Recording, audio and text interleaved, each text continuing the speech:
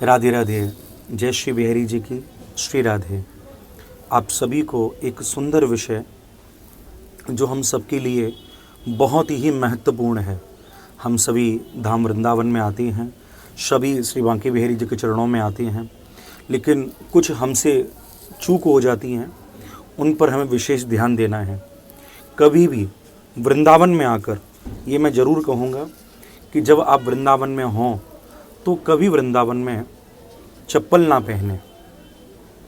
वृंदावन में जितना हो उतने आप नंगे पांव रहें, क्योंकि स्वयं श्री वृंदावन बांके बिहारी जब ब्रज की गलियों में भ्रमण किया करते थे तो ठाकुर जी ने कभी भी चरण पादुकाएं नहीं पहनी थी, और हम उन्हीं को मनाने आए हैं, उन्हीं को देखने आए हैं, तो उन्हीं के जैसे कुछ हम अपने जीवन में आचरण अपनाएं।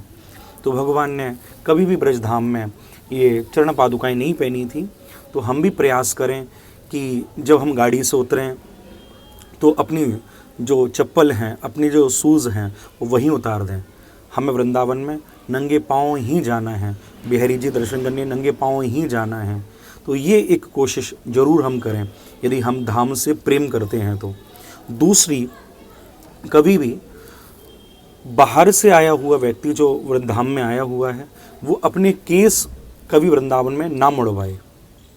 अगर हमने बोला हुआ है कि हमारे बच्चा हुआ है और इसके बाल हम बिहारी जी में उतरवाएंगे या वृंदावन में उतरवाएंगे तो वो एक अलग विषय है, लेकिन कोई मैच्योर है, कोई शादी में, कोई विवाह में या अन्य किसी पर्पस से धाम में आया है तो कभी भी धाम में उसे केस नहीं कटानी चाहिए।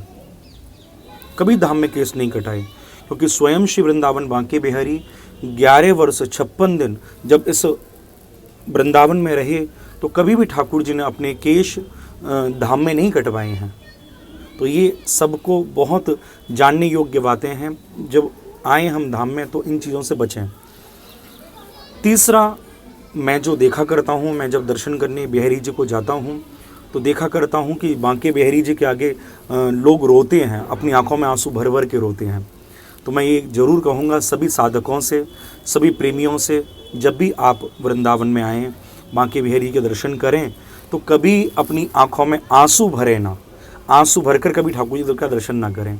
आप कहोगे कि भैया अपने दुख दर्द किसको सुनाएं, एक वही तो है जिसके आगे रोया जा सकता है।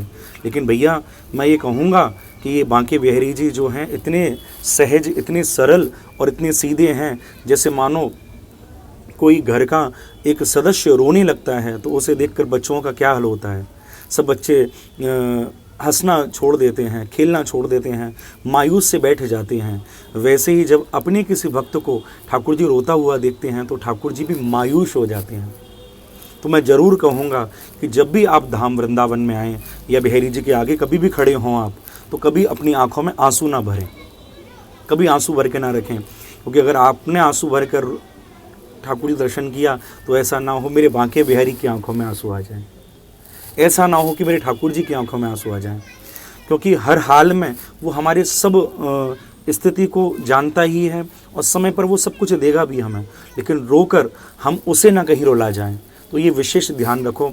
मैं एक संत देखा करता था कि जो वृंदावन की परिक्रमा दिया करते थे, मटमैले कपड़े हो जाते हैं जब वृंदावन की हम दंडवती परिक्रमा देते हैं, तो वो जब संध्या के समय वो दर्शन करने आते थे तो उन कपड़ों को धोकर बिहारी जी के आगे खड़े हुआ करते थे। तो पूछा मैंने कि महात्मा आप जब भी दर्शन करने आते हो तो बड़ा बन ठन कर आते हो, बाहर ऐसे ही घूमा करते हो। तो महात्मा ने कहा कि मैं इसके आगे इसलिए बन ठन के आता हूँ कि इसे ये ना लगे कि मेरे राज्य में भी कोई दुखी है, इसे ये ना लगे। यानी इतना प्रेम कि हम ठाकुर जी से भी अपने कष्ट को छुपा लें। हालांकि वो सब कुछ जानने वाले हैं, समय पर सब कुछ देंगे भी, लेकिन ठाकुर जी का वृंदावन बांके बिहारी जी का जो स्वरूप है वो बाल स्वरूप है। तो हमारे ठाकुर जी हमारे कारणवश उदास ना हो जाएं, वो दुखी ना हो जाएं, इसलिए कभी भी ठाकुर जी के आगे रोना नहीं है।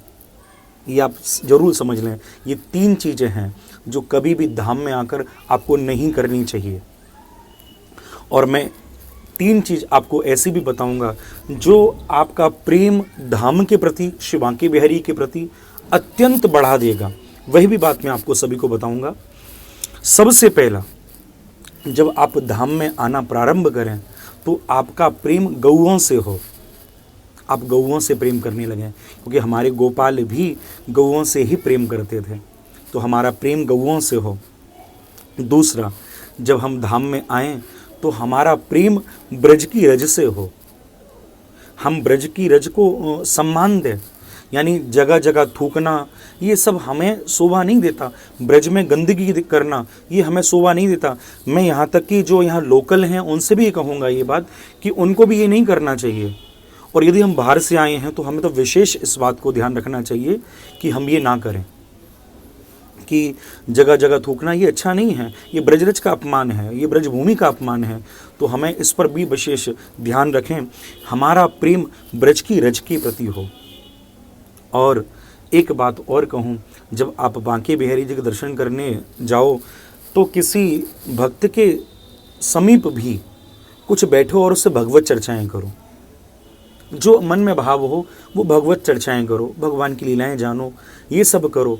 अगर आपकी श्रद्धा यहाँ मौजूद किसी संत से, किसी प्रवक्ता से, किसी पुजारी से, किसी पंडे से कोई अगर आपकी श्रद्धा नहीं जमती है तो आप किसी के पास मत बैठो। लेकिन ब्रज के जो वृक्ष हैं, ब्रज के किसी भी वृक्ष के पास लगभग 10 से 20 मिनट जरूर बैठो और उनके आगे कृष्ण बोलो। क्योंकि चैतन्य महाप्रभु जी जब ब्रज से गए तो उन्होंने कहा था कि भैया ब्रज तो तुम जा रहे हो, कोई जा रहे थे ब्रज, तो उन्होंने कहा तुम ब्रज तो जा रहे हो लेकिन याद रखना ब्रज के किसी भी वृक्ष के पास बैठकर कृष्ण मत पुकार पड़ना, क्योंकि यदि तुमने ब्रज के किसी वृक्ष के पास बैठकर कृष्ण नाम भी पुकार दिया तो वह वृक्ष तुम्हारी बाह पकड़ के तुम्हें रो रो कर कृष्ण कथा सुनाएंगे।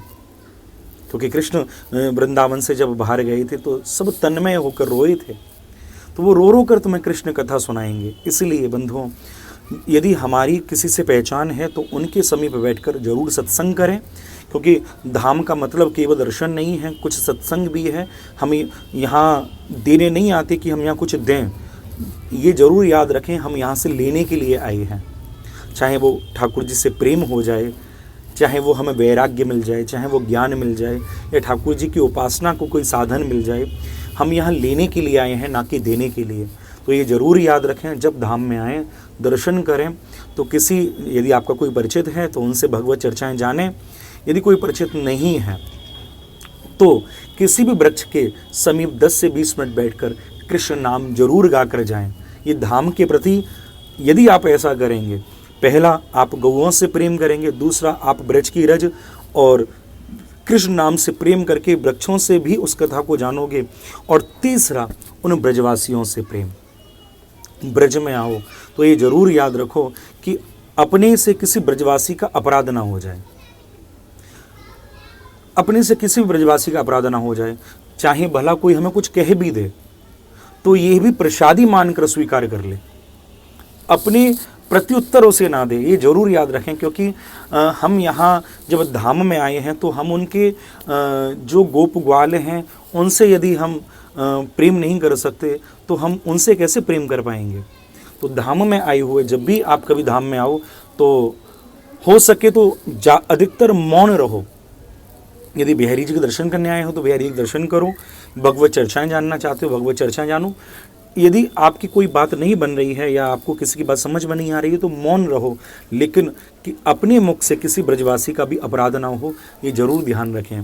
तो 3 चीज़ें ऐसी जो कभी ब्रज में नहीं करनी चाहिए, 3 चीज़ें ऐसी जो ब्रज में करनी ही चाहिए। तो ये आप जरूर समझें। यही बात यदि आप अपनाओगे तो ज़रूर मुझे विश्वास है कि मेरे बांके बिहारी जी का प्रेम आपको ज़रूर एक दिन प्राप्त होगा और मेरे बांके बिहारी ज़रूर आपको दर्शन देंगे। और ऐसे ही नित्य उस रास में जो ठाकुर जी सम्मिलित होते हैं, किसी दिन हमारा भी उस रास में प्रवेश होगा।